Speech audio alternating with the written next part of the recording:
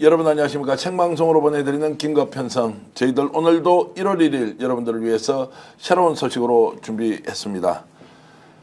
자, 지금 본인의 탄핵을 피하려고 헌법재판관 선별 임명을 했던 최상목 대행이 큰 장애물을 만났습니다. 국힘에서도 적극적으로 찬동하지 않고 용산에서는 생각보다 강하게 반발하고 있는데요.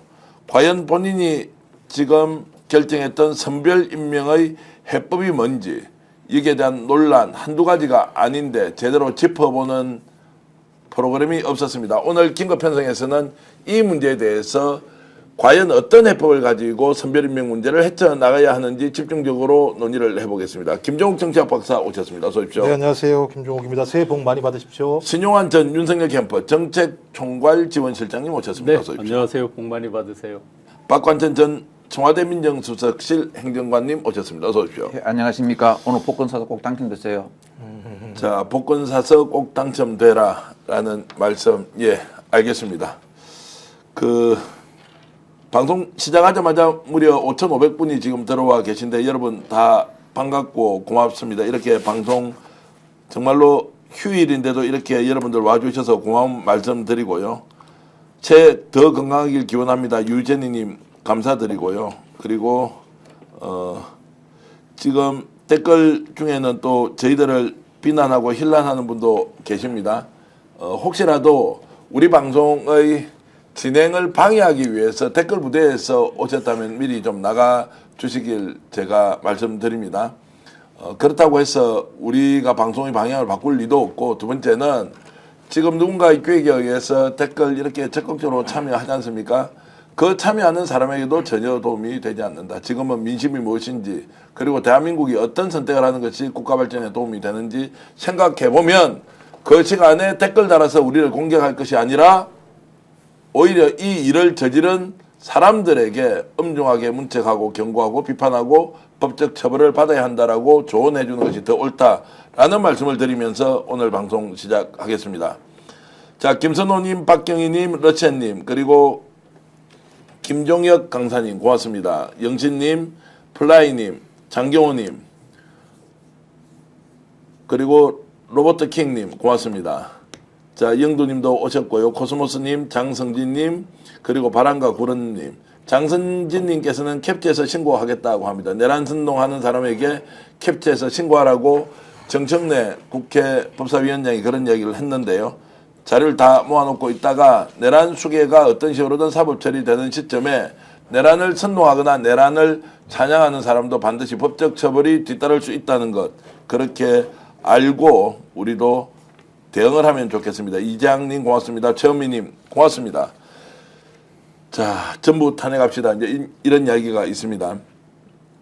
최상목의 딜레마라고 제가 이름을 붙였습니다. 꼼수 최상목의 딜레마. 그도 답이 없는 줄 아는데 국회가 뭘 어떻게 하라고 이런 결정을 내렸느냐. 자, 최상목 대통령 권한 대행이 헌법재판관 임명과 관련해서 아주 특이한 논리로 국민들에게 이런 말을 했습니다. 직접 들어보시겠습니다. 끝으로 헌법재판관 임명에 대하여 말씀드리겠습니다. 12월 27일 대통령 권한대행을 승계한 저는 하루라도 빨리 정치적 불확실성과 사회 갈등을 종식시켜 경제와 민생위기 가능성 차단이 필요하다는 절박함에 헌법재판관을 임명하기로 결정하였습니다.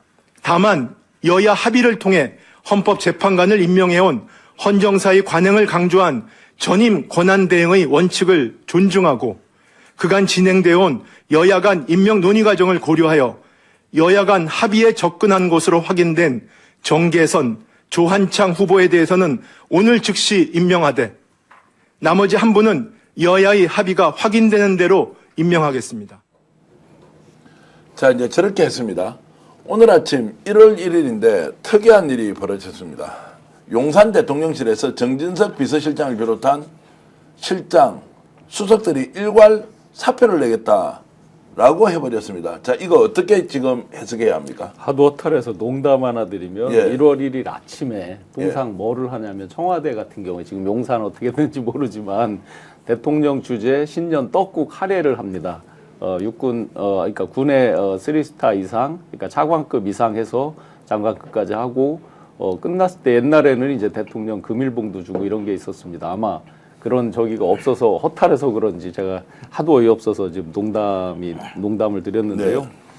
일단 첫 번째로는 자기들 나름대로의 탈출구, 핑계거리를 찾는 측면이 하나 있고, 또 하나는 더 분명한 것은 아직도 이들은 윤석열에 대한 충성, 그 부분을 대외적으로 표방하고 있다. 즉 네. 최상목에 대한 불만을 표출했다라고 볼 수 있겠습니다. 최상목에 대한 불만을 표출했다. 1월 1일 날 굳이 아침에 그것도 기다렸다는 듯이 최상목에 대한 저런 표출은 원래 최상목이 임명을 한 명도 하지 말라고 하는 것이 용산의 뜻이었다, 이렇게 볼 수 있는 겁니까? 뭐 이미 내용이 나오는 거 아니겠습니까? 네. 그러니까 국민의 최상무 같은 경우 미리 여당 지도부에다가 이 사항들에 대해서 전달을 했다라고 얘기했었고, 여당 지도부는 강하게 반대했다. 그다음에 용산도 마찬가지로 임명하지 말 것을 건의를 했다. 그다음에 당일에도 국무위원 중에 일부가 강하게 반대했다. 제가 볼 때 이 강하게 반대한 사람 제가 볼 때 이거 내란 동조, 공범임을 명확히 한 건데요.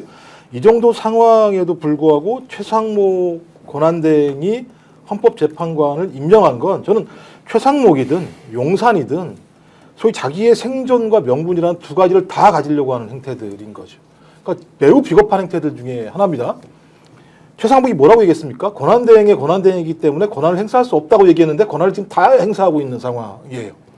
거부권 다 행사했죠. 그다음에 헌법재판관도 말도 안 되는 3명인데 자기가 무슨 권한이 있다고 2명만 선별적으로 임명을 할 수 있는 권한이, 그러니까 아주 월권을 행사하고 위헌적인 행위를 한 건데요. 저는 이건 눈치 보기밖에는 달리 해석할 방법이 없다. 그래서 한독수도 소위 모든 것을 거부함으로써 자신이 도피할 공간을 확보한 거고, 최상목도 지금 상황에서 윤석열을 살릴 수 있는 방법은 없다라고 판단을 했고, 국민의힘과 같이 간 것 또한 자신의 미래에게 좋지 않다고 판단했기 때문에 다른 길을 선택을 한 상황이었어요.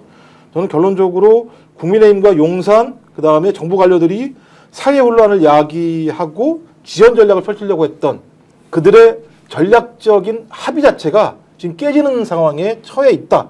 그 깨지는 첫 정황이 최상목의 선별적인 임명이었고, 그다음에 용산의 소위 일괄 사표였다, 이렇게 저는 판단이 됩니다. 자, 한 이틀 전까지만 하더라도 헌법재판관 임명하지 않을 것으로 합의가 되었다. 최상목도 그 방침을 따르기로 했다고 했는데, 자, 선별 임명을 해버렸는데, 용산에서 왜 저렇게 지금 오늘 아침에 집단적으로 사표를 내겠다라고 했느냐. 두 번째 사표를 냈다면 최상목이 좋다, 사표 수리해라. 지금 댓글로는 사표 수리해라, 수리해라, 이렇게 계속 나오거든요. 자, 이 부분을 좀 전체로 짚어주시면 어떻습니까? 이 제가 한 분은 탄핵이 될 때 그 탄핵이 헌법재판소에서 인용 안 된 분 계실 때 제가 있었고, 노무현 대통령. 한 분은 제가 탄핵의 불을 확 당겨놓고 밖에서 지켜보고 있었는데요. 저 청와대 내 수석비서관들은 이런 판단을 했을 겁니다. 어제 체포영장이 발부됐거든요. 네. 더구나 그것도 그 형사소송법 110조에 대한 그 수색의 제한을 없는, 이건 어떻게 할 수 없는 체포영장입니다. 여기 발부됐어요. 결론적으로 그것은 지금 현재 나오는 혐의를 봤을 때 구속의 가능성이 높다는 겁니다. 수사 상황이 빨리 가거든요. 그럼 이 상황에서 수석비서관 이상은 아무 명분이 없는 상태에서 나 그만두겠소 하면은 비겁한 사람이 됩니다. 그런데 최상목 총리는 그 권한대행은 어제 가장 정무적인 입장에서 경제적 효율성이 가장 높은 그런 선택을 했거든요. 그런 선택을 한 게 하나의 명분이 된 겁니다. 명분이 돼가지고 이 사람들이 탈출할 수 있는 빌미를 준 거죠. 그러니까 이 사람들은 그 빌미를 가지고 탈출을 하는 겁니다. 자, 통상 이렇게 어제 같은 경우는 여태까지 제가 있었던 경험에 의하면 이렇게 돼요. 여당하고는 약간의 협의를 합니다. 대통령이 탄핵이 되고 가능성이 높지 않습니까? 그러면은 대통령실에는 통보 형식으로 합니다. 아, 우리가 여당하고도 이야기해보니까 대행이 여당도 이 정도는 하자 합니다. 그러니까 좀 그렇게 하십시오 하면 손에 받아들입니다. 그런데 지금 실제로 수석비서관 이상은요, 제가 보니까 1월 중순 넘으면은 할 일이 없을 것 같아요. 아니, 수석비서관 이상이 서울구치소에 접견을 갈 겁니까? 뭐를 할 겁니까? 할 일은 솔직히 딱 겨우 말해가 냉정하게 말하면요, 정말 별로 없어요. 그리고 대통령실은 다 비서관 행정관 위주로 돌아가는 경우가 많습니다. 있어도 할 일 없고, 있으면 오히려 더 얼춤하고 한 상태에서 딱 빌미를 준 거죠. 그러니까 상 나온 겁니다. 그런데요, 제가 어제 오늘 아침에 그 뉴스를 보면서 대통령이 왜 비상계엄이라는 그런 무리한 수를 떴는지 그걸 보좌하는 사람들의 면모를 보니까요. 그래, 그럴 수밖에 없겠구나. 참, 네. 그래, 참 그물에 그 밥으로 놀았구나 하는 그런 생각이 듭니다. 안타깝습니다. 자, 이제 사표 수리가 됩니까? 안 됩니까?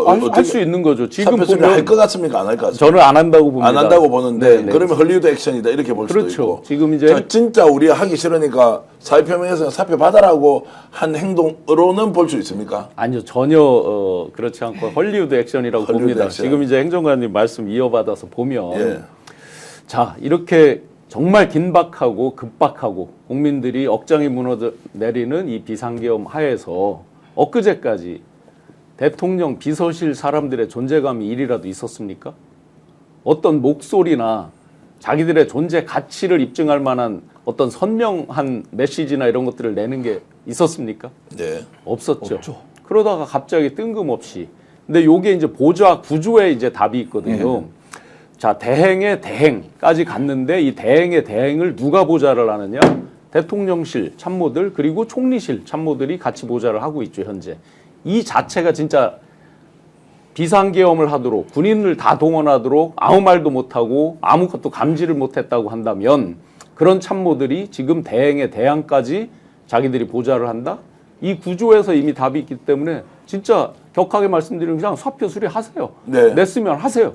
그리고 요게 지금 조금 뭐 마치 이제 헐리우드 액션을 대외적으로 포장하기 위해서 또 당과 정이 마치 분열되는 목소리인 것처럼 권영세 비대위원장하고 또 다른 목소리가 나오잖아요. 저는 그것도 헐리우드 액션이라고 봅니다. 헐리우드 액션이다. 어차피 사임시키지도 못하면서 네. 한 명이라도 더 붙어 있어서 그 어떤 그 우적인 목소리를 더 내려고 지금 노력하는 사람들이 무슨 놈의 다른 소리를 내면서 서로 갈등하는 모양을 갖겠습니까? 자, 그 말씀대로 하면 지금 그러면 최상목에게 경고하는 거는 확실하다. 그렇죠. 이제 불만을 국힘이나 표출하고 경고한 거죠. 그러면 그 불만을 표출하는 것은 앞으로 최상목이 움직일 때는 우리 말을 들어라라고 이제 사전에 예고하는 것이라고 볼 수 있습니다. 지금까지는 굉장히 많이 긴밀히 협의해온 것은 다 알고 있습니다. 예. 저희가 듣는 얘기도 있고. 그런데 이제 요번에 본인이 미리 사전에 당에는 통보를 했고 페이퍼를 2장을 썼다는 거 아니에요.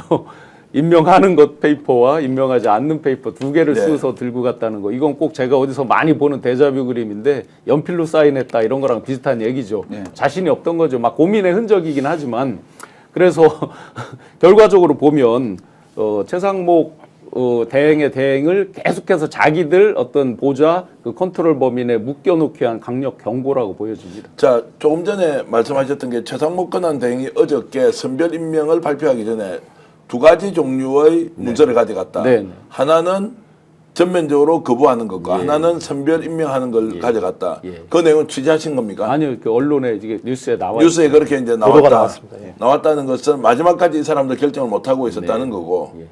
그러면 결정적으로 자 선별 임명을 하자고 간 것은 김종욱 박사 자기 살기 위해서 탄핵 모면하기 위해서 이렇게 결정했다고 우리가 정리를 해야 되겠습니까? 아니 그 상황을 보시면 알겠습니다만 자기한테 권한이 없는 걸 알아요. 최상목이 그렇게 할 수 있는 권한이 없는 걸 알아요. 그러니까 예. 정치적인 판단을 한 겁니다. 지금 상황은 제가 볼 때 본인이 뭘 하고 위법적인 일들을 지금 벌이고 예. 있는 행위이기 때문에 선별로 하건 뭐라고 상관없이 다 임명하지 않으면 문제가 예. 생길 수밖에 없는 상황입니다. 그러면 본인이 그런 생각을 했다라고 하는 건 법률과 다른 정무적 판단을 했다라고 하기 판단할 수밖에 없는 건데 그럼 왜 그런 판단을 했겠느냐? 하나는 일단 내란수계가 체포가 됩니다. 근데 지금 서부지법 판단에 의하면 형사소송법 110조, 111조 아무런 상관이 없다. 네. 그러니까 국가의 안보든 뭐 공무상의 비밀이든 상관없이 체포해라고 얘기했기 때문에 이미 수계는 체포가 되는 게 명확해진 겁니다. 막을 수 네. 있는 근거도 없는 겁니다. 그럼 지금 힘의 균형추가 어디로 가 있죠? 국민의힘밖에 남지 않아요. 국민의힘한테 균형추가 지금 가 있는 상황입니다. 그럼 국민의힘의 핵심적인 내용은 뭐겠습니까? 윤석열을 지키는 게 아닙니다. 윤석열을 지킬 수가 없습니다. 그럼 어떤 형태로든지 국가 혼란을 야기시켜서 소위 이 혼란적인 상황에서 혼란을 야기시키고 있는 민주당이라는 프레임, 야당이라는 프레임을 씌워서 지지층들을 결집하는 방식을 통해서 국민의힘의 지지율 범퍼를 늘리는 것이 가장 중요한 네. 상황인 거죠. 저는 그런 과정들을 지금 진행하고 있는 것이고 그런 진행 과정에서 최상목까지 누르려고 했던 건데 최상목은 그렇게 했을 때 본인이 나중에 엄청난 피해를 볼 거라는 것을 관해하게 네. 알기 때문에 일종의 다리 하나 살짝 얹어놓은 거라고 볼 수밖에 없는 상황이고요. 그다음에 사표 수리하면 안 됩니다. 왜냐하면 면직 처리하면 공무원으로서 이익을 다 챙겨요.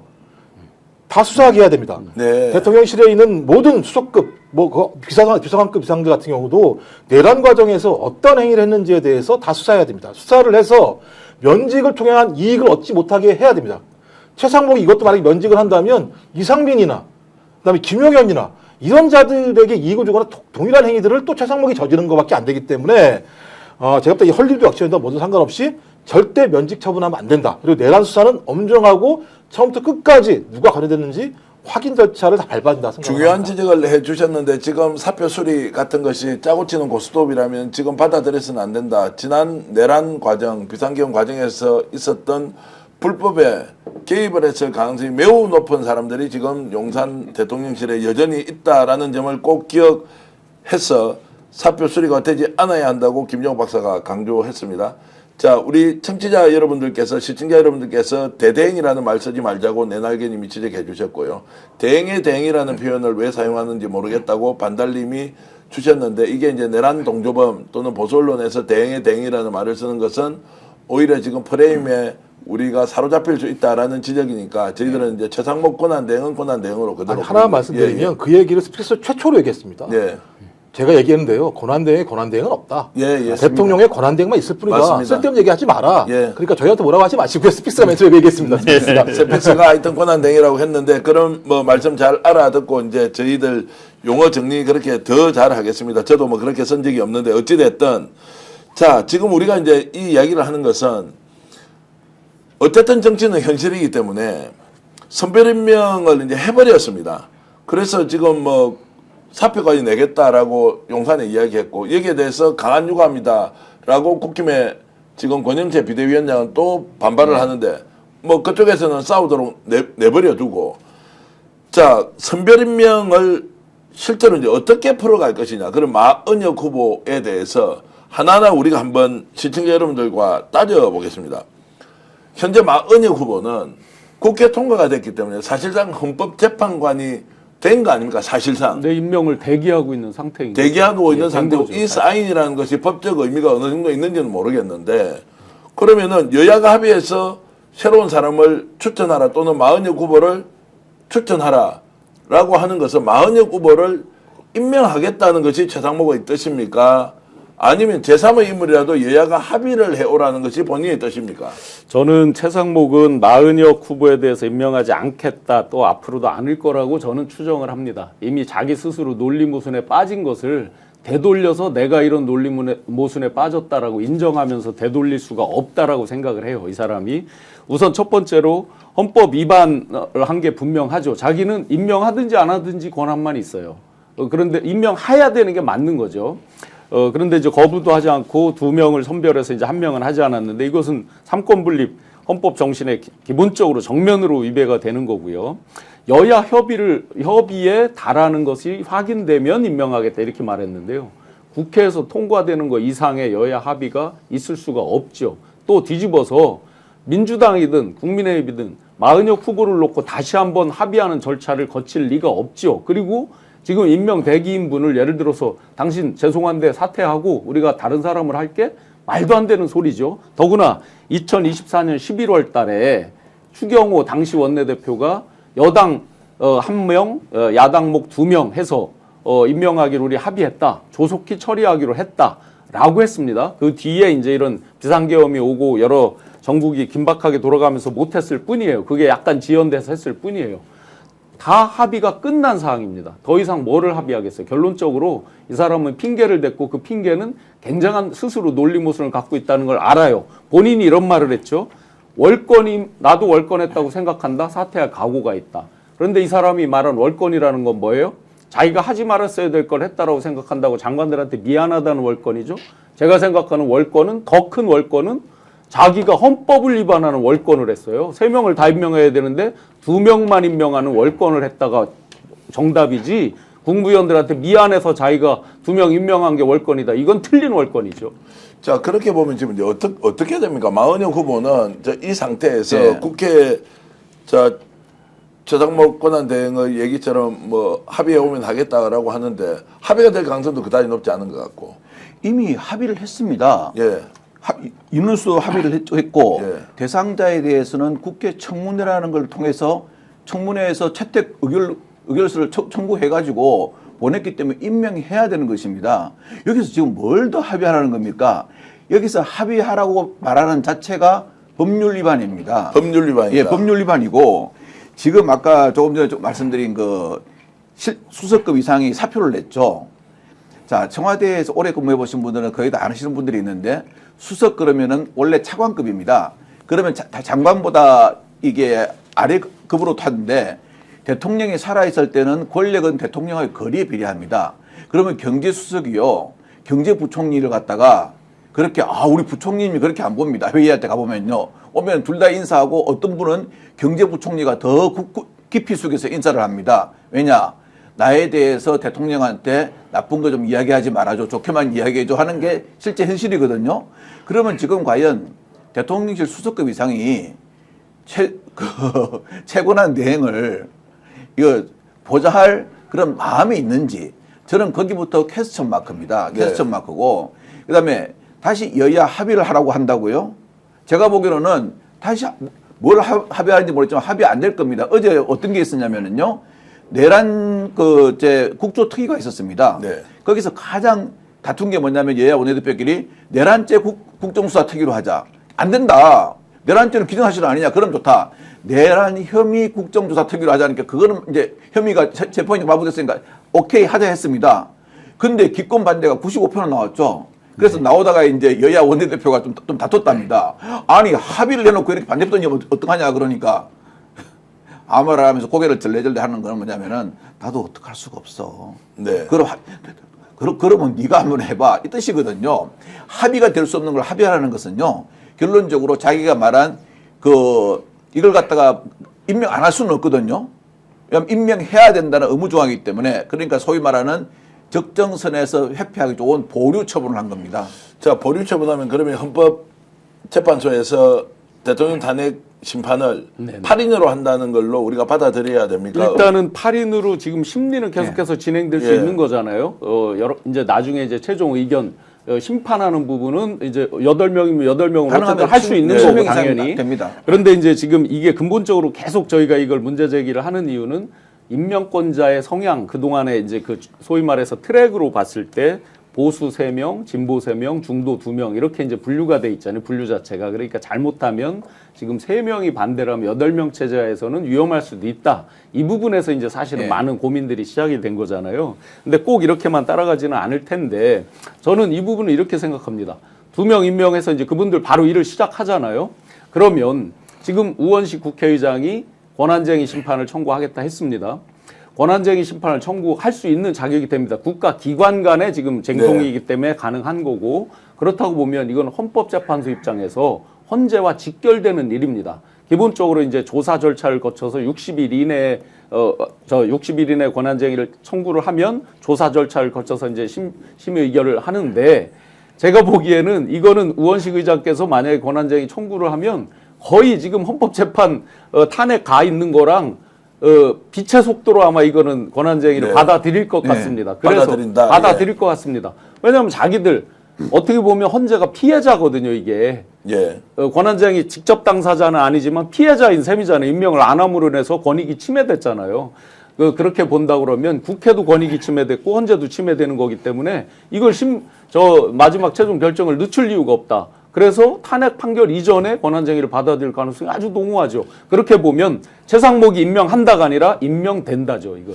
자, 중요한 말씀 이제 하셨고요. 최상목 씨 윤석열의 계엄령 해제도 여야 합의가 있어야 통과됩니까? 이렇게 파피루스님께서 슈퍼챗 보내주시면서 말씀해 주셨는데요. 김건희 특검은 국회 투표로 합의 결정했다. 최상목 대행은 국회 결정에 따라야 한다. 이렇게 이제 의견을 주셨는데 뭐 이게 지금 국민들의 일반 정서일 텐데 8인 체제로 간다는 것과 8인 체제가 아니고 9인 체제로 권한쟁의 심판을 통해서 9인 체제가 완성될 것이다. 이 두 가지 문제는 김정욱 박사는 어떻게 전망하십니까? 일단 그것 전에 하나가 뭐냐면 계속 최상목이나 국민의힘이나 여야 합의를 얘기하는데요. 여야 합의보다 더 앞서는 게 헌법입니다. 네. 헌법으로 이미 규정을 하고 있고요. 소위 여야가 합의가 안 될 때는 헌법에 의해서 국회는 다수결에 의해서 그것을 결정하기로 돼 있는 상황들입니다. 그렇기 때문에 다수결로 결정된 상황에 대해서 그것들을 지키지 않는 건 헌법을 위반하는 행위에 해당되는 것이고요. 또 하나는 이미 헌법에는 9명의 헌법재판소를 구성하게 돼 있어요. 네. 이미 다 끝난 거잖아요. 그리고 이미 추경호 원내대표랑 말씀하셨던 것처럼 2대1 몫으로 갖다가 합의가 된 거예요. 여야 간에도. 그러니까 아무런 문제가 없다라는 걸 전제로 한다면 이제 두 가지겠죠. 9명보다는 8명을 한다. 아까 말씀하셨던 것처럼 5대3이 가능할 수도 있겠다라고 하는 판단 하나일 것이고 박근혜 전 대통령 때에도 8인으로 했으니까 문제가 없을 거다라고 하는 논리죠. 그러니까 하나는 방패의 논리인 것이고 하나는 윤석열이 돌아올 수도 있는 여지가 될 수 있는 마지노선이 8인의 헌법재판관 구성이다라고 볼 수 있는 것이고 또 계속 이렇게 물고 늘어지면 4월 달에 2명 문재인 전 대통령이 임명했던 두 사람이 임기가 끝나기 때문에 다시 6인 체제로 돌아갈 수 있는 가능성이 있기 때문에 이 두 가지의 여지를 보고 하는 측면들이 있는 거죠. 근데 그래서 이것 때문에 이런 여지를 두고 한 것이 아니냐 생각이 들긴 합니다만 이건 이들의 생각이라는 생각이 많이 드는 거예요. 왜냐하면 지금 일단 수사가 진행되고 있습니다. 검찰의 공소장 내용을 보면 이건 빼박입니다. 그러니까 헌재가 이걸 뛰어넘을래도 넘을 수 있는 방법이 별로 없어요. 그러면 저는 아마도 1월 4일 이후에 국회의장이 2차적으로 경고하겠죠. 내가 얘기할 때 빨리 임명해라. 내가 권한쟁의까지 심판까지 청구를 해야겠어? 라고 얘기할 거고 그게 안 되면 저는 그것도 할 수 있다고 생각을 합니다. 그러면 자, 며칠 전에요? 1월 4일 이후에요. 1월 4일 애도기간이기 때문에 1월 4일 2차적으로 왜 최상목 권한대행은 위헌적 행위를 하고 있는가 다시 한번 호소와 다시 한번 얘기하는데 꼭 다시 나머지 한 명도 임명을 해라. 당신이 임명을 안 할 권한이 없다라고 얘기할 것 같고 그렇지 않다면 그것도 듣지 않는다면 본인이 국회에서 이미 얘기했던 것처럼 거기에 응분한 조치 취하겠다. 저는 그 권한쟁의 심판이라고 생각을 하거든요. 예. 그럼 그 이후에 심판을 하게 되면 저는 1월 달 내에 그것은 헌재가 결정을 낼 거라고 생각이 듭니다. 그러면 저는 1월 달부터 이미 시작은 됐었습니다만 구인 체제가 완성이 될 거라고 봐요. 그럼 구인 체제 내에서 완벽하게 정리가 됐기 때문에 헌재는 속도를 하등의 이유가 더 없습니다. 네. 속도가 더 빨리 될 겁니다. 전 그러면 2월 내에도 결판 날 거라고 생각이 들어요. 여기 한 가지 더 이제 구현이 된다 그러면 국정조사 합의가 됐잖아요. 45일 18명의 이제 조사위원들하고 해서 국회에서 이제 연일 뉴스가 터지기 시작합니다. 그런데 기존 박근혜 탄핵 때도 마찬가지지만 이게 생각보다요. 검찰 수사하는 거 이상으로 아주 굉장한 우리가 몰랐던 뉴스거리가 터지게 될 겁니다. 네. 보나마나 그렇습니다.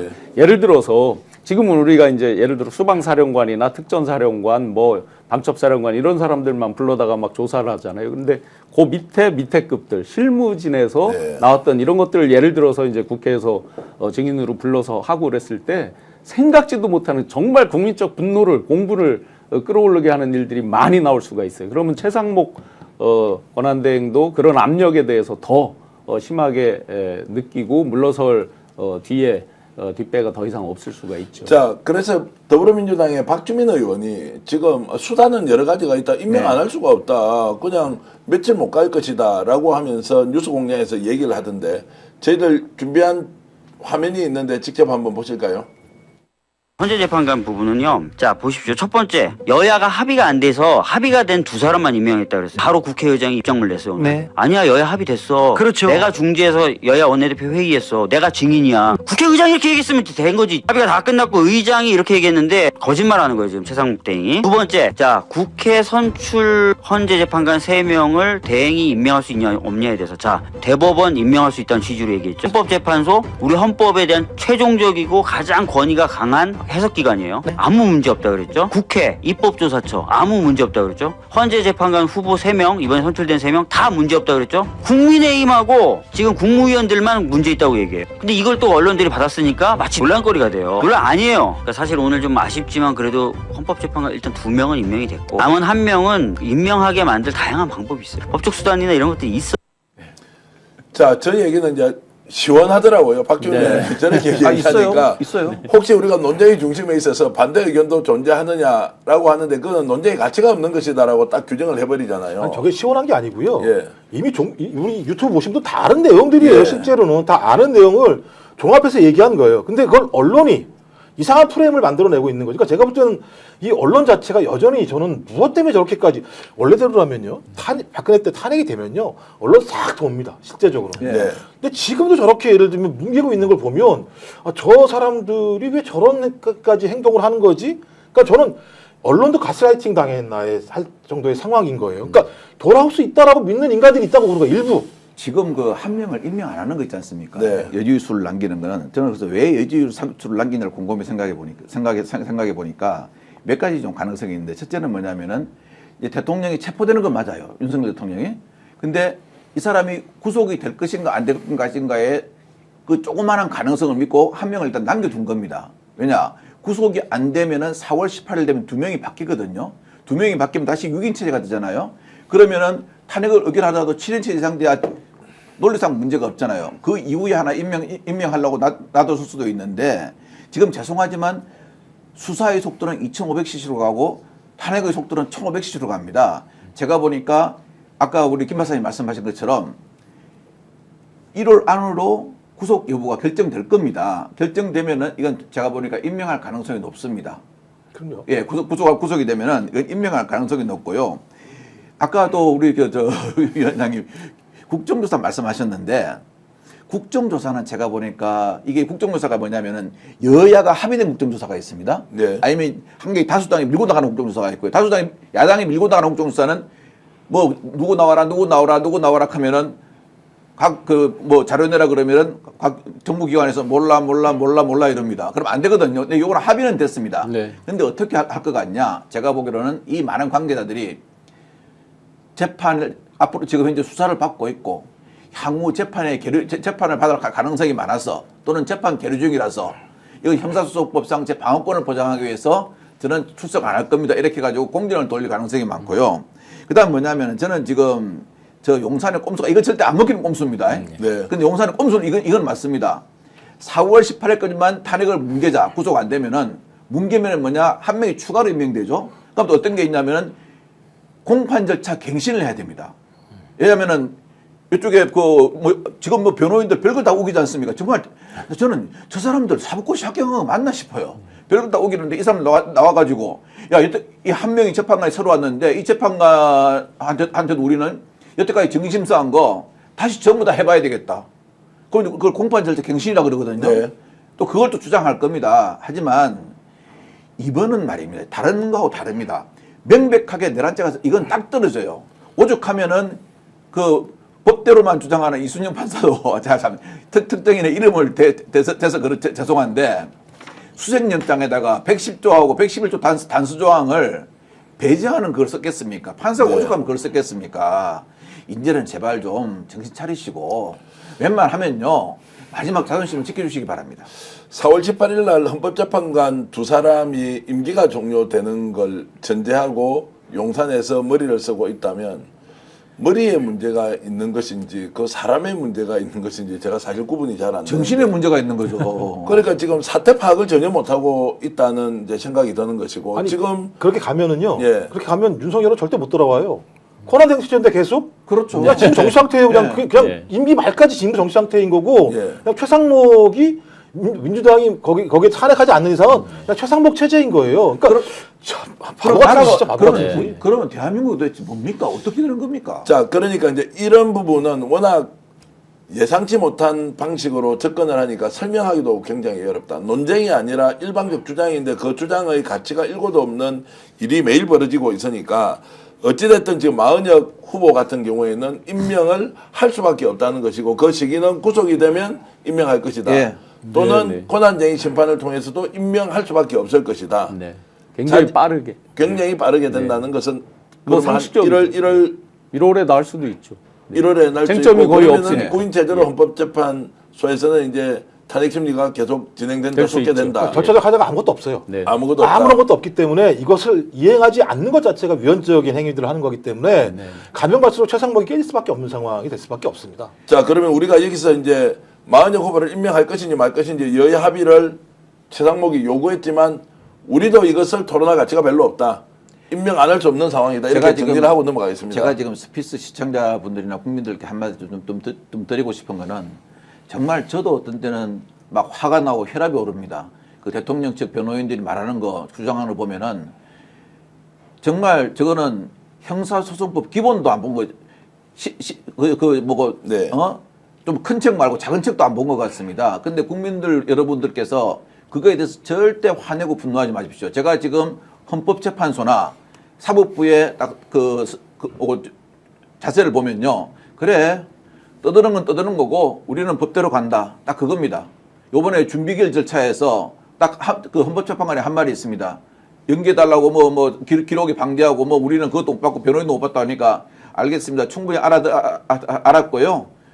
하지만 협조 안 하시면 안 됩니다. 딱 그랬잖아요. 네 말은 충분히 알았다는 겁니다. 하지만 우리는 법대로 가겠다.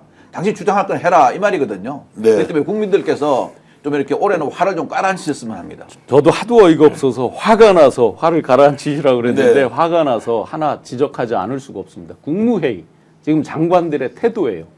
지금 이 장관들이 일종의 친위 네. 쿠데타가 실패하니까 어떻게 했습니까? 국회 와서 대다수가 자기는 반대했다라는 식으로 말을 했어요. 입증할 길도 없죠. 서면이 없으니까. 그런데 요번에 최상목 부총리랑 그 권한대행하고 경론을 벌였다는 거 아니에요. 굉장히 분위기가 안 좋았다. 여야 합의, 그들이 말한 주장이 아주 황당하게도 두 가지예요. 여야 합의도 확정되지 않은 사람을 왜 임명하느냐. 그 다음에 두 번째가 대통령과 장관들을 탄핵한 국회 요구를 왜 들어주냐.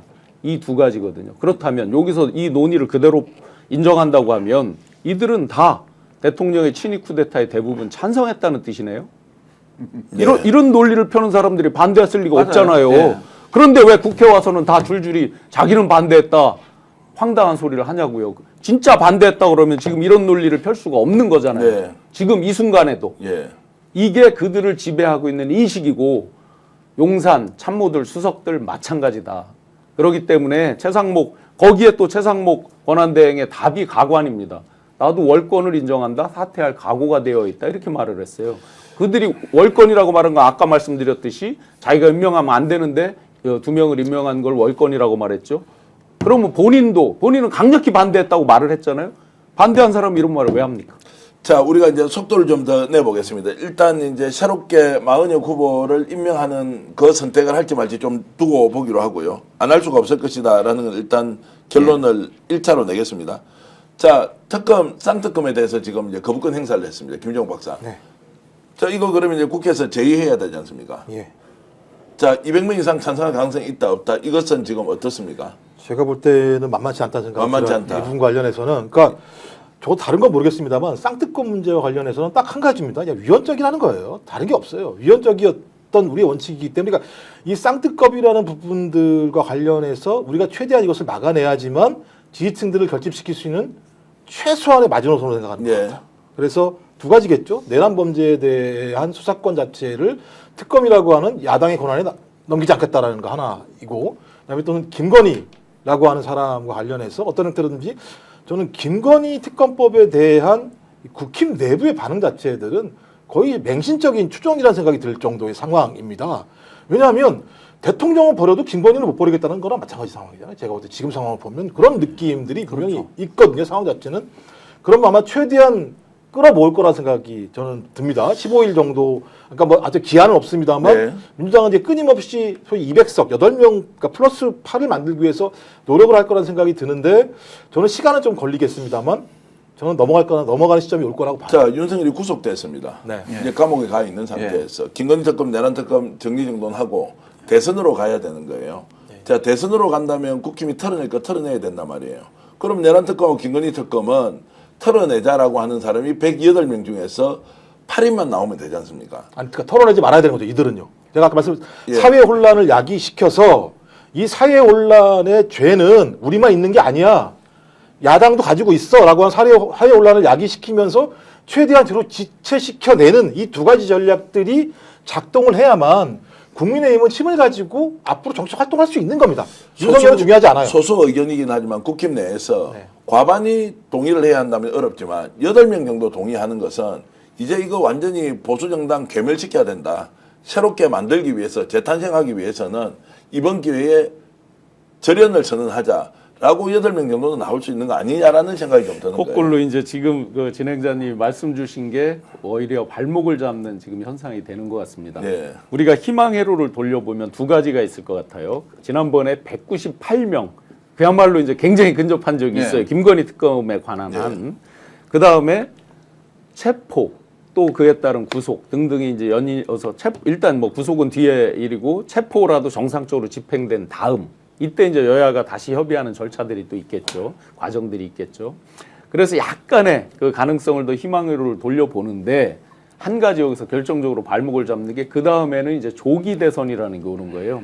이들의 마음속에 어게인 2017 24% 홍준표 당시 후보가 얻었거든요. 그런데 이번에 만약에 김건희 특검을 양보한다 그러면 초토화된다.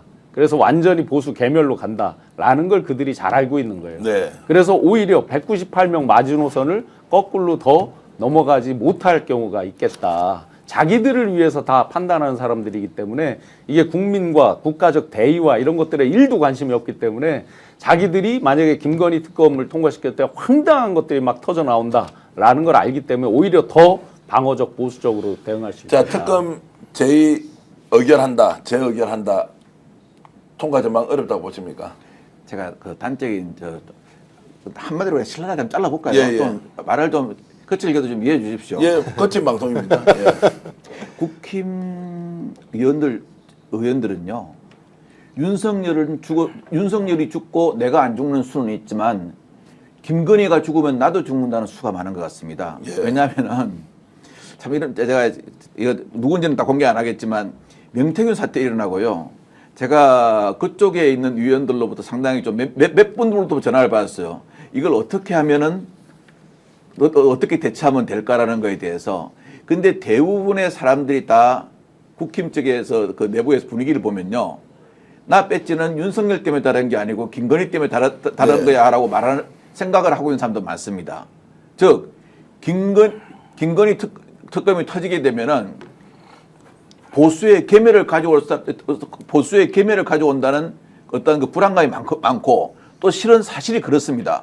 명태균 사태에서 알다시피 아니 국힘 측에서 대선 유자로 거론되는 사람 중에서 명태균 입에서 안 나온 사람이 누가 있습니까? 전부 다 나오잖아요. 그러니까 제2의 선택을 그 사람들이 어떻게 하냐면은 요즘부터 이렇게 하고 있더라고요. 명태균이 김건희 명태균은 같은 라인이지 않습니까? 명태균이 파일에서 나온 사람 중에서 완전히 죽을 사람, 그 다음에 나는 회생할 수 있는 사람, 요것들이 분리되는 거예요. 예. 그러니까 나는 회생할 수 있는 사람들 중에서 실은 옛날에 뭐 참 한 자리에 한 사람도 있고 이런 분들이 어떻게 하냐면은 정치 원로들을 찾아다니는데요. 지금 현재 뭐 어디에 교육감 하시는 분인데 제가 정확히는 말씀 안 드리겠습니다만 찾아가셔가지고 내가 새로운 어떠한 모습으로 보수로 갔다가 재건하는 그 정치 세력 쪽 당이죠. 이걸 만들려고 그러는데 어떻게 생각하십니까? 도와주시겠습니까? 이렇게 말하고 다니는 사람도 있대요. 네. 그러니까 그런 걸 보면은 제가 볼 때 김건희 특검은 그때 우리 신경수 하신 것처럼 198명이 거의 마지노선 같습니다. 네. 거의 마지노선으로. 왜냐하면은 털고 가는 게 아니고 털고 그 자리에 죽거든요. 그때 안 가는 겁니다. 근데 이제 내란죄 특검에 대해서는 나중에 근데 목을 줄 수는 없지 않습니까? 한쪽 팔을 준다면은 그거는 이제 뭐 특검의 임명 방식이라든가 여러 가지를 절충하는 모습을 보여줘가지고 우리가 무조건 반대하는 건 아니다. 이런 식으로 자기 방어막을 칠 가능성이 가장 높다고 봅니다. 김건희 특검을 갔을 때 제가 한 가지만 예를 들어 볼게요. 제가 가장 최근에 이제 제보 받은 거 아직 크로스 체크는 네. 다 못했습니다. 실제 현장에서 활동하던 점쟁이 네. 김땡땡 씨, 한국 역학 땡땡땡. 예. 현직으로 지금 시민사회 수석 밑에 채용을 해서 근무를 하고 있다고 합니다. 예. 아직 제가 안에 내부에 이제 지인들하고 해서 확인을 할 텐데 그러면 김건희 특검 갔을 때 이런 것들이 터져 나오는 거죠. 국가 경영에 대한 본질적인 측면 외에 예. 이런 자기들이 감당하기 어려운 정말 국민들의 공분을 끌어오르게 하는 공적으로 채용된 거는 분명히 다른 얘기잖아요. 밖에서 자문을 조언을 구했다 이런 것과 완전히 다른 얘기잖아요. 실명으로 제가 명함하고 전화번호까지 다 받았습니다. 자, 이제 이런 것까지 터지기 때문에 지금 특검은 못 갈 것이다라고 보는 거고요. 또 저는 소속 의원으로 말씀드리면 민주당이 지금 현재 상황에서 사실상 괴멸 수준으로 가고 있다면 그중에 8명 정도는 나와서 찬성할 수 있는 거 아니냐. 그렇게 해서 이 집단은 아예 끝나는 것이다. 라고 생각해버리면 8명 정도는 가능하지 않겠느냐는 소수 의견도 드리면서 이 제2요구 결국 국회 재표결이 어느 시점에 어떻게 되는지도 지켜봐야 한다. 가장 큰 변수는 첫 번째 윤석열의 구속이 될 것이다 라고 좀 말씀을 드리겠습니다. 와, 오늘 지금 휴일인데도 1월 1일인데 여러분 19,000명 지금 들어와서 이 방송 봐주셔서 진심으로 감사드리고요. 혹시 저희들 구독 안 누르신 분이 아마 5,000~6,000분쯤 계실 건데 구독 좀 눌러주시고요. 좋아요도 함께 눌러주시면 국내외에서 많은 분들이 동시에 공유하면서 이 방송 볼 수 있다는 것 해서 좋아요, 구독 좀 눌러주시면 고맙겠습니다. 그리고 김종욱의 탄탄TV 스픽스가 적극적으로 응원하고 있습니다. 김종욱의 탄탄TV. 그리고 신용환 교수가 하고 있는 직관TV도 있습니다. 저희들이 팍팍 밀어주니까 함께 만드는 더 좋은 방송이라는 생각으로 구독, 좋아요 여러분들께 부탁드리겠습니다. 구독, 좋아요 많이 누른다고 해서 여러분들이 손이 좀 불편한 것 외에는 전혀 불편한 것이 없습니다. 저희들이 준비한 이 방송 계속 공유할 수 있기 때문에요. 함께 여러분들과 구독, 좋아요 누르면서 응원도 해주시고 더 좋은 대한민국 함께 만들어가면 좋겠습니다. 눌렀어요. 구독은 벌써 했고요. 반달님 너무 고맙습니다. 그리고 대선 빨리 해야 하는데 얀푸님 지금 우리가 이야기할 게 바로 대선입니다. 윤석열의 구속과 그리고 탄핵의 시계가 굉장히 빨라지고 있습니다. 1월 중에 기적적으로 탄핵이 될 수 있다는 것. 늦어도 2월 중에는 탄핵이 결정난다.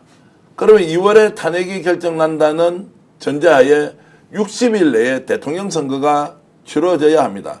이 시계를 지금 붙들 수 있는 사람은 아무도 없는 것 같습니다. 왜냐하면 민심이 그 방향으로 흘러가고 있기 때문인데요.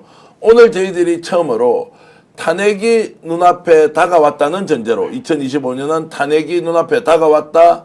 그러면 대통령 선거를 60일 이후에 치러야 하는데 이 구도가 어떻게 돌아갈지 저희들이 전망을 좀 해드리겠습니다. 김 박사님. 자, 탄핵은 기정사실이죠. 예. 8인 체제가 임명되고 윤석열의 구속이 체포와 구속이 이어질 거 아닙니까? 그러면 60일 이내에 대선인데 자, 대선 이렇게 딱 해버리니까 지금까지 우리가 봐왔던 특정한 현안에 대한 해법과 전혀 다른 이슈가 우리 눈앞에 다가오게 됩니다. 그러니까 저는 이 대목은 참 진짜 조심스럽습니다. 실제로 조심스럽습니다. 그러니까 이런 순서가 있다고 생각을 합니다. 근데 기본적으로 여기에 억눌린 분들 같은 경우는 지금의 현실을 극복하는 것보다는 몇 개월 후에 다가올 새로운 세상에 대한 꿈들이 더 많으실 거라 생각이 들긴 하는데 지금 가장 중요한 문제는 국민의 압력입니다. 국민의 압력을 통해서 소위 내란 세력들을 응징하고 어떤 사회적인 공감대를 만들 것인가가 가장 중요합니다. 유사한 사례가 있습니다. 유승민은 지금 아예 복권이 안 되고 있습니다. 따지고 보면 국민의힘에서. 미국 트럼프 탄핵에 찬성한 공화당 의원들 하나도 생존한 사람이 없습니다. 그만큼 보수는 강건합니다. 지금 윤석열이라는 이상한 인간을 만나가지고 그들이 지금 발언을 하지 못할 뿐입니다만 그들의 조직과 또 그들을 지지하는 층들 같은 경우는 저는 매우 견고하다고 생각을 합니다. 지금 일시적인 상황 자체에서 그들이 발언하지 않고 지지를 표명하지 않는다고 해서 그들의 지지가 소위 이 탄핵의 반대 세력에게 올 거다. 그러니까 탄핵 찬성 세력에게 올 거다라고 저는 쉽게 생각할 수 없는 상황이라 생각이 들기 때문에 지금은 따박따박 원칙과 정도에 맞게 국민들에게 설명하고 국민들의 분노, 국민들의 요구를 담아내는 작업이 우선이다. 그런 작업의 결과로서 우리가 얘기할 수 있는 어떤 인물, 어떤 정당이 거기에 딱 들어맞는 어떤 지지를 받는 과정으로 가는 게 순서인데요. 그렇지 않고 조금씩 헛발질을 하게 된다면 저는 이미 제가 볼 때 윤석열은 아웃이기 때문입니다. 윤석열은 아웃이라면 그 다음은 뭐겠습니까? 말씀하신 것처럼 소위 조기 대선 이후에 어떤 사람을 어떤 정당을 소위 새롭게 재건할 주체로 설 것인가의 문제이기 때문에 이 문제를 저희가 너무 쉽게 얘기하는 것 자체들은 오히려 매우 위태로울 수 있다는 생각이 들어서 뭐 무슨 의도인지는 말씀이시면 알겠습니다만 저는 제가 볼 때는 뻔하다고 생각이 들긴 합니다만 그 뻔한 얘기를 너무 뻔하게 하는 순간 저는 오히려 매우 중대한 되치기를 당할 수 있다고 생각합니다. 자, 저는 이제 이게 대선 때 누가 나와서 어떤 정치 세력이 정당이 이기고 지는가 이 문제가 아니라 이제 탄핵이라는 것은 우리도 국민들이 염두에 둬야 하는 것은 탄핵의 시기가 빨라지면 탄핵 이후에는 대통령 선거라는 정치 일정이 법적으로 다가온다는 의미에서 이 과정은 매우 이제 충실하게 해야 하지만 그것이 연동되어서 지금 국힘이나 또는 최상목이나 그리고 여러 세력들이 지금 이 문제와 관련해 매우 민감하게 사안 하나하나를 보고 있기 때문에 좀 짚어보자는 의미입니다. 박사님 말씀 받아서 네. 하나 정말 심각하게 첨언을 드리면 소위 보수 진영의 복원력, 제가 이제 그 농담으로 가끔 신라 천년 집권 DNA라고 이렇게 이제 농담을 하는데요. 맞아요. 실제 그 비잔틴 제국 빼놓고 오스만 투르크 빼놓고 전 세계 2위 오랫동안 집권한 그게 뼛속까지 DNA에 있단 말이죠. 최근 여론조사를 보시면 굉장히 이 민주진영에 있는 분들이 보기에 굉장히 황당하다고 생각될 정도의 여론조사들이 올라오고 있죠. 그걸 뭐 단순히 조작이다 말다 이렇게 말할 수가 없을 겁니다. 리얼미터 기준으로 30이 넘었죠. 그리고 어제 오늘 발표된 걸 보면 35까지 나왔고 어떤 건 오차 범위 이내에 붙었다고 나왔습니다. 하나가. 그리고 중앙일보 거랑은 서로 편차가 있는데 하나는 12% 이렇게 차이 벌어진 게 나오고 하나는 오차 범위 내로 나옵니다. 왜 그럴까? 그렇다고 보면 어게인 2017인데 2017년과 비교했을 때 확연히 차이가 나잖아요. 이들이 학습 효과에는 좋은 쪽과 나쁜 쪽이 있잖아요. 나쁜 쪽의 학습 효과도 굉장한 학습 효과입니다. 그래서 엄청나게 빠른 지금 복원력을 갖고 있고 이들이 그때는 정말 하다가 그냥 날아갔는데 지금은 벌써부터 이들이 하나 전략 전술적으로 어느 정도 의도적으로 하고 성공해 가고 있는 게 있습니다. 윤석열을 이미 꼬리자르기를 해서 윤석열과 국민의힘을 분리시키고 있다는 거. 심지어 저희가 이 자리에서 논하고 있지만 김건희하고도 분리하는 어떤 이런 관념상의 분리를 하고 있다는 거. 그렇다고 보면 굉장히 빠른 속도로 이들이 올라와 있다. 그다음에 또 하나 특이한 점을 봐야 됩니다. 민주진영에서 아무도 조기 대선 얘기를 외적으로 꺼내지 않고 있잖아요. 마음속으로 어떻든 간에. 또 꺼내서도 안 되죠. 안 되는 거죠. 안 되는 거죠. 예. 그런데 황당하게도 똥 싼 놈이 뭐 한다고 지금 이 조기 대선을 꺼내는 인간들이 누굽니까? 오, 홍, 이 등등등입니다. 대선 출마 선언을 해버렸죠. 홍준표 지금 그렇죠. 대선 이미 출마 선언을 선언했고. 했죠. 저도 좀 처음으로 공개하면 오세훈 시장 같은 경우에도 주요 지역에 뭔가 뭐 캠프를 만든다 뭐 이런 얘기를 제가 이제 듣기도 했습니다. 자, 그러면 저희가 이제까지 수도 없이 정말 침을 토하고 피를 토하면서 했던 걸로 보면 이들은 다 석고대죄의 대상들입니다. 네. 그런데 자기들이 조기 대선 이야기를 하고 있어요. 실제로 이들은 또 공통점이 명태균 게이트의 파일에 있는 사람들입니다. 실제로. 그런데도 자기들이 버젓이 조기 대선 이야기를 했고 오늘자 여론조사를 보니까 다 1, 2등에 있어요. 실제로. 이게 이들의 잘못된 우리가 생각할 때는 잘못된 학습 효과지만 굉장히 빠른 복원력이다. 그래서 김 박사님 말씀대로 굉장히 저희가 조심하면서 접근을 해야만 한다. 여차하면 정말 아주 보수적으로 마음을 먹으면 이 상태에서도 대선에서 황당한 결과까지 근접한 결과까지 올 수 있다. 이미 여론조사해 보시면 48대 38 올라와 있습니다. 오늘 나와 있는 것들 뭐 기관은 제가 자세히 기억이 안 나지만 이런 식으로 오기 때문에 다 그럼 민주진영 분들이 생각할 때 이렇잖아요. 이야, 국민 가슴에 총불을 겨누고 이런 친이 쿠데타 개헌 비상개헌 미친놈들인데도 여기까지 올라오는구나. 황당하잖아요. 그런데도 그렇게 올라옵니다. 그래서 정말 저희가 긴장하고 한시도 이걸 늦춰서는 안 된다. 그래 함부로 지금 조기 대선 얘기를 저희가 꺼내기가 참 어렵다. 자, 그러면 이제 이게 조기 대선과 관련해서 홍준표 지금 출마 선언했고 이준석 의원도 출마할 의사가 있고 오세훈 시장은 제가 조금 전에 캠프를 만들었다고 했는데 제가 수정을 하겠습니다. 캠프보다는 본인의 지지자들을 대구에서도 모으고 있다라는 이야기를 제가 대구에서 국힘 쪽 관계자한테 들었는데 어쨌든 그 말은 캠프가 아니라 지지자들을 모으고 있다라고 이제 수정을 하고. 자, 그러면은 유독 보수 진영에서만 왜 대선을 기정사실로 받아들이고 먼저 치고 나오느냐라고 하는 것이 우리가 대선 논의 자체를 하지 않아야 하는 것이냐 아니면 이렇게 나오는 이유가 뭐냐 새로운 프레임이냐 이 부분은 좀 어떻게 해석을 해야 되겠습니까? 그 역대적으로 그런 말이 있습니다. 진보는 투쟁에서 탈환하는 데 가능하지만 수성이 약하고 수성이 약하다. 예. 보수는 지키는 데 강하고 더 강한 것은 복원력이라는 겁니다. 보수는 네. 오뚜기처럼 쓰러지면 일어나고 쓰러지면 일어나고 하는 거거든요.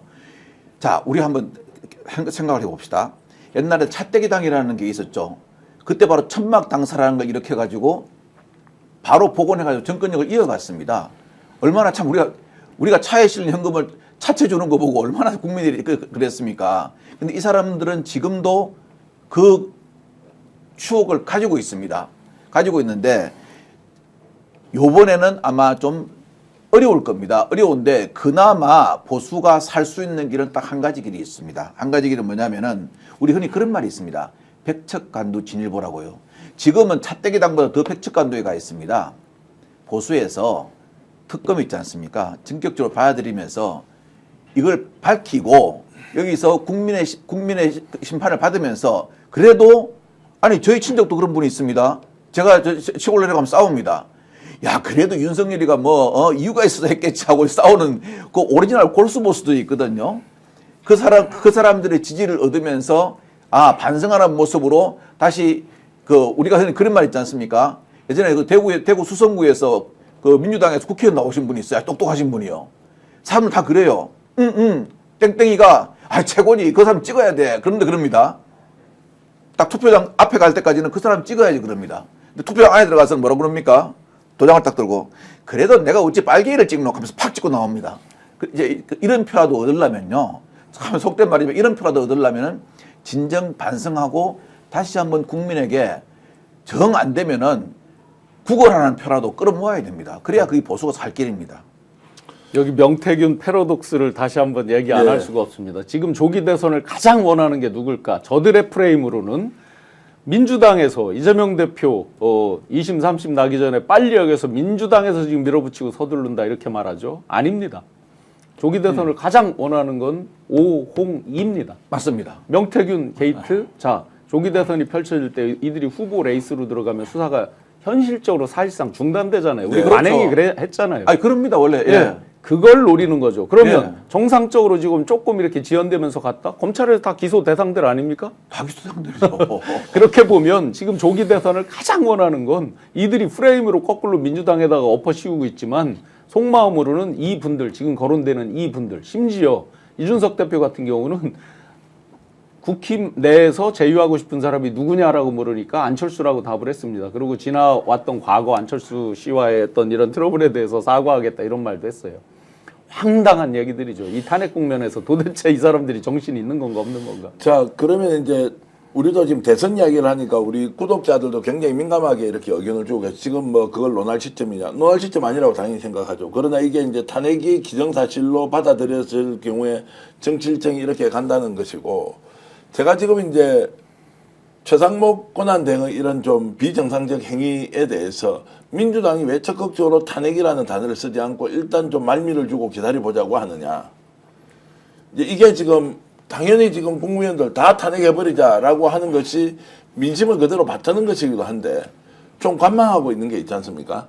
그리고 마은혁 후보도 임명을 안 할 가능성이 저는 여전히 있다고 보거든요. 그럼에도 불구하고 민주당이 왜 탄핵에 적극적으로 나서지 않느냐라는 부분이 저는 어쩔 수 없는 관망이라고 생각합니다. 어쩔 수 없는 관망이다. 네. 전 보면, 그러니까 저희들이 느끼고 있는 여론이라고 얘기하는 건 대중적인 평균적 여론이 아닌 상황이 네. 대부분 많습니다.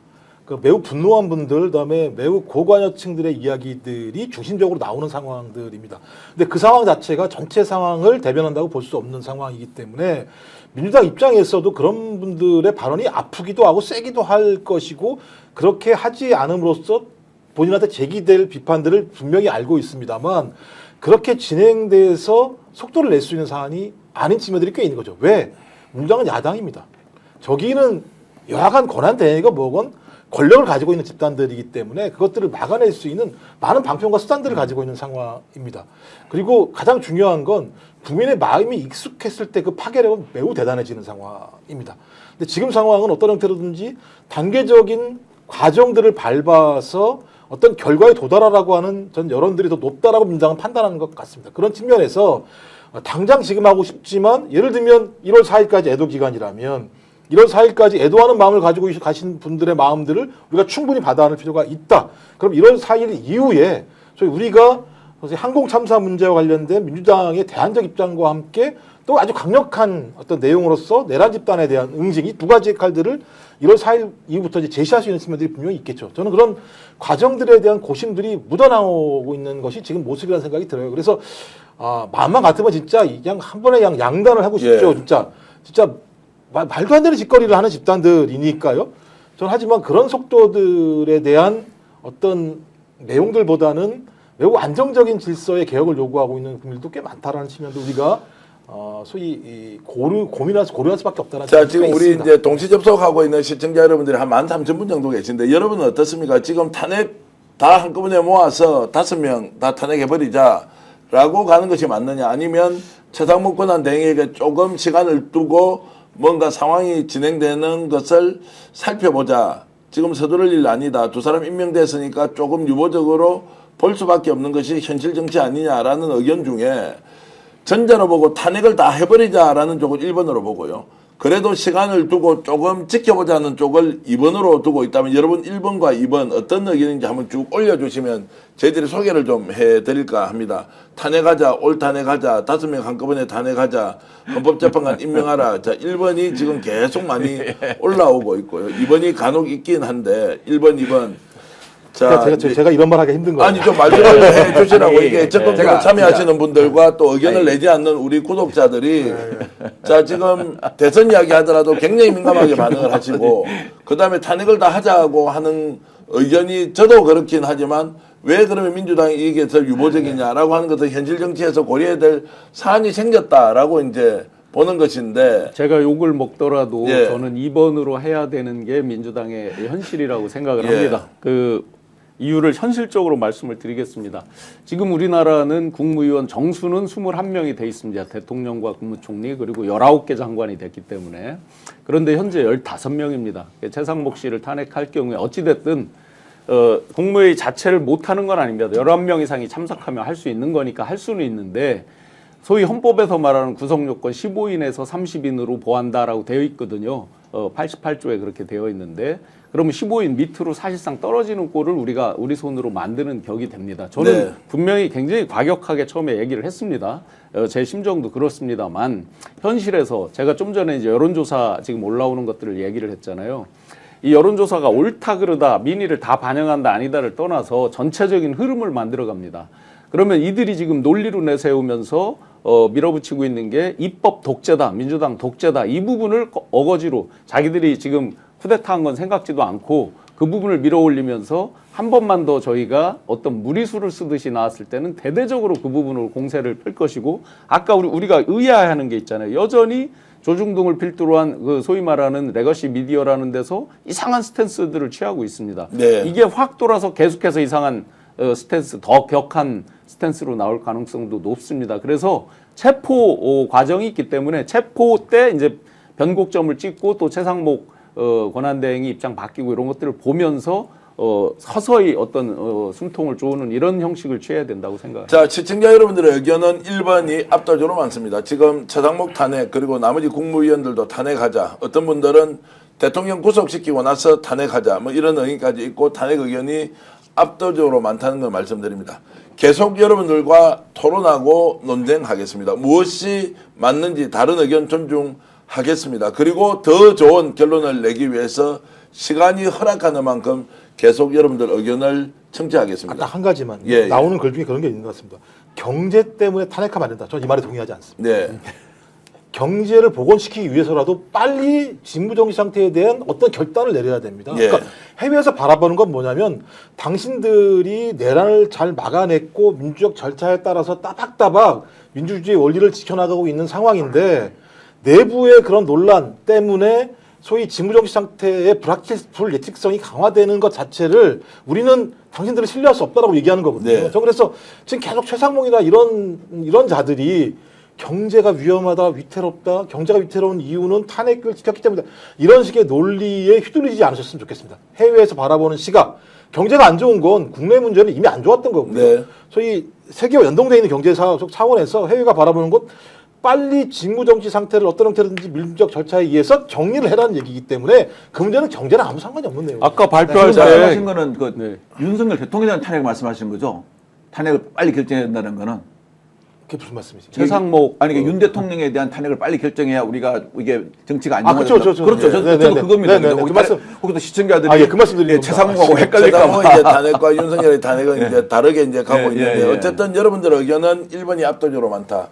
원칙론이 필요할 때다라는 의견 존중하겠습니다. 그리고 그 의견을 바탕으로 저희들도 열심히 계속 논쟁해 가겠는데요. 오늘 1시간 넘게 이렇게 방송했는데 정말로 계속해서 이렇게 좋은 의견 주신 여러분께 진심으로 감사히 말씀드리고 긴급 편성을 통해서 앞으로 우리에게 다가올 2025년은 이제 좀 더 많은 일들이 빠른 시간 안에 결정해야 할 것으로 우리에게 다가올 것입니다. 그리고 오늘 김단주기님, 파피루스님 좋은 의견 많이 주셨고 스픽서 응원해 주셨습니다. 자, 올 1년도 여러분들과 함께 열심히 달려가겠습니다. 시청해주신 여러분께 진심으로 감사히 말씀드리고 휴일 아침 1월 1일 날 나와주신 김용욱 박사, 신용환 교수님, 그리고 박관진 행정관님께도 감사드리고요. 시청해주신 모든 분들께도 진심으로 감사의 말씀 드리겠습니다. 여러분 안녕히 계십시오.